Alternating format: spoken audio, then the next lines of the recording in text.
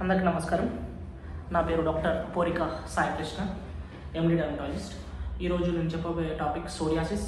Psoriasis అంటే chronic inflammatory disorder of the skin. అంటే మన స్కిన్ నార్మల్గా 56 డేస్ తీసుకుంటుంది బయటికి రావడానికి.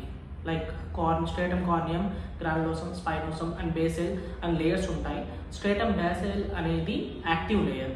అక్కడ నుంచి స్ట్రేటమ్ స్పైనోసమ్, స్ట్రేటమ్ గ్రానులోసమ్, తర్వాత కార్నియం, అలా ఒక్కొక్క దాని వెంట ఒక్కొక్క దానికి వస్తూ ఉంటుంది. 56 to 72 డేస్ నార్మల్గా తీసుకుంటుంది.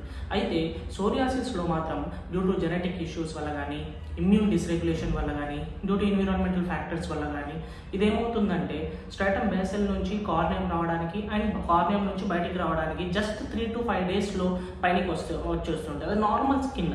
మన నార్మల్ స్కిన్నే పెచ్చులుగా సిల్వర్ వైట్ స్కేల్స్ లాగా వస్తూ ఉంటుంది. అయితే ఇవి టైప్స్ ఉంటాయండి. గట్టెడ్ ప్లాక్ సోరియాసిస్ అంటాము, గట్టెడ్ సోరియాసిస్ అంటాము, ఇన్వర్స్ సోరియాసిస్ అంటాము. మన చంకల్లో కానీ గజ్జల్లో కానీ వస్తే ఇన్వర్స్ సోరియాసిస్ అంటాం. స్కాల్ప్లో వస్తే స్కాల్ప్ సోరియాసిస్ అంటాము. అండ్ పస్టులార్ సోరియాసిస్, చిన్న పస్ట్యూల్స్ లాగా మొత్తం బాడీ అంతా వచ్చేసింది, పస్టులార్ సోరియాసిస్ అంటాము. సోరియాటిక్ ఎరిథ్రోడర్మా అంటే స్కిన్ మొత్తం 90% కంటే ఎక్కువ ఊడిపోతూ ఉంటుంది, అప్పుడు సోరియాటిక్ ఎరిథ్రోడర్మా అంటాము. లేకపోతే సోరియాటిక్ ఆర్థరైటిస్ అనే వెరైటీ ఉంటుంది. అంటే మన కీళ్ళ నొప్పులు, కాళ్ళ నొప్పులు ఎక్కువగా వస్తుంటాయి, సోరియాటిక్ ఆర్థరైటిస్ అంటాము. ఇది జెనెటిక్ ఇష్యూ వల్ల mostly 50% of the patient genetic issue వల్ల వస్తుందండి. HLA-CW6 అనే జీన్ మ్యూటేషన్ వల్ల ఇది చాలా కామన్గా వస్తుంది, ఫెమిలియల్ ఇష్యూ. కొన్నిసార్లు ఇమ్యూన్ డిస్రెగ్యులేషన్ వల్ల TS17 అండ్ TS23 అనే ఇంటర్లూకిన్స్ వల్ల ఇది కెరటినోసైట్ అనేది హైపర్ ప్రొలిఫరేట్ అయ్యి మన స్కిన్నే బయటకు వస్తూ ఉంటుంది. అయితే దీనికి రకరకాల ట్రీట్మెంట్స్ ఉన్నాయండి. ఈ ట్రీట్మెంట్స్ అనేది టు స్టాప్ ద ప్రోగ్రెషన్ అంతే. మొత్తం కంప్లీట్గా క్యూర్ అవ్వడానికైతే ఏ ట్రీట్మెంట్ లేదండి. లాంగ్ టర్మ్ మనకి స్టాప్ అవ్వడానికి, డిసీజ్ ఇంత ఎక్కువ కాకపోవడానికి, ఎరిథ్రోడర్మా స్కిన్ ఫెయిల్యూర్లోకి పోకపోవడానికి మాత్రమే మందులు ఉన్నాయి. మనకి స్కిన్ బ్యారియర్ ఫంక్షన్ మెయింటైన్ చేయడానికి టాపికల్ మాయిశ్చరైజర్ కానీ, టాపికల్ మనం స్టీరాయిడ్స్ అంటాం, టాపికల్ స్టీరాయిడ్స్ కానీ mainstay of treatment. Vitamin D analogues అంటాం కాల్సిబాట్రీ వల్ల. ఈ మధ్య steroid and vitamin D analogues combination treatment కూడా యూజ్ చేస్తున్నాము. అండ్ స్కాల్ప్ సోరియాసిస్కి మనం సాలిసిలిక్ యాసిడ్ కంటైనింగ్ కానీ, కోల్ టార్ కంటైనింగ్ షాంపూస్ కానీ యూజ్ చేస్తాము.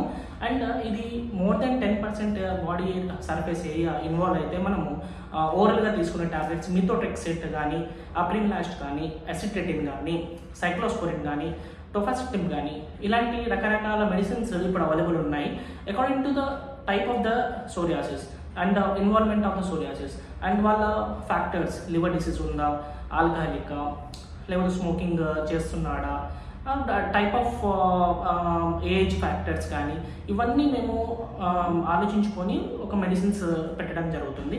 ఇవన్నీ మెడిసిన్స్ పని చేయకపోతే బయోలాజికల్స్ కూడా అవైలబుల్ ఉన్నాయి. మనకు సెక్యూపునిమాబ్ అని, ఇన్ఫ్లిక్సిమాబ్ అని, అండ్ అడాలిముమాబ్ అని, ఉస్కెటినుమాబ్ అని, ఈ మధ్య డుక్రామసిట్నిబ్ అని, ఇవన్నీ అవైలబుల్ ఉన్నాయండి. బట్ థింగ్ ఇస్ దట్ మీరు ఈ సోరియాసిస్ వల్ల యాంగ్జైటీ, డిప్రెషన్ అండ్ మూడ్ బాగాలేకపోవడము, ఇదే మనం అంటువ్యాధి అనుకోవడము, సొసైటీలో వెళ్ళకపోవడము, మీ వర్క్ దెబ్బతినడము, స్లీప్ డిస్టర్బెన్స్ అవ్వడము, ఇవన్నీ జరుగుతుంటాయి. బట్ ఇది నార్మల్ స్కిన్ అనుకొని మీ మైండ్ సెట్ సరి చేసుకోవాలి. అండ్ డిప్రెషన్కు వెళ్ళిపోవడం అని కొన్ని కేస్ రిపోర్ట్స్ ఉన్నాయి. సూసైడల్ థాట్స్ కూడా ఉన్నాయి దీంట్లో. ఇది మీ తప్పు కాదండి.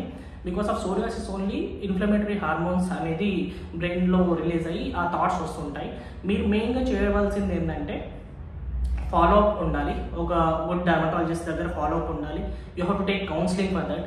సోరియాసిస్ వల్ల ఫేక్ ప్రామిసెస్ నమ్మకండి. ఇది మొత్తం కంట్రోల్ అయ్యే వ్యాధి కాదు. ఎవరైనా మొత్తం కంట్రోల్ చేసేస్తాము, ఒక్క మందుతో మొత్తం మాయమైపోతుంది అంటే అలాంటి డిసీజ్ కాదండి. ఇది క్రోనిక్ డిసీజ్, లైఫ్ లాంగ్. మనకు diabetes, thyroid and hyper tension life long ఎలా ఉంటుందో సోరియాసిస్ కూడా లైఫ్ లాంగ్ ఉంటుంది. తగ్గుతుంటుంది, మళ్ళీ కోల్డ్ వెదర్ వస్తే పెరుగుతూ ఉంటుంది, మళ్ళీ తగ్గుతుంటుంది. బట్ థింగ్ ఇస్ దట్ అది కంట్రోల్లో పెట్టడానికి ఓ డర్మటాలజిస్ట్ దగ్గర మీరు ఎలాంటి మెడిసిన్స్ తీసుకోవాలి, టాపికల్ క్రీమ్ సరిపోతుందా, లేకపోతే ఓరల్గా తీసుకునే మందులు తీసుకోవాల్సి వస్తుందా అని మీరు డర్మటాలజిస్ట్ దగ్గర వెళ్ళాల్సి ఉంటుందండి. బట్ మీరు కౌన్సిలింగ్ కంపల్సరీ తీసుకోవాలి.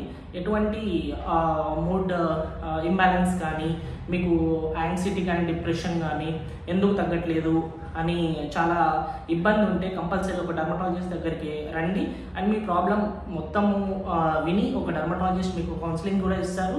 ఒకవేళ మీకు psychiatric problem like suicidal thoughts ఉంటే కూడా మీరు డర్మటాలజిస్ట్ దగ్గర వస్తే ఒక సైకాట్రిస్ట్ దగ్గర కూడా ఒపీనియన్ తీసుకోవడం జరుగుతుంది. బట్ థింగ్ ఇస్ దట్ మీరు సోరియాసిస్ వల్ల బాధపడుతుంటే ఒక dermatologist opinion, qualified dermatologist opinion మాత్రం తీసుకోవడం చాలా మంచిది. థ్యాంక్ యూ అండి.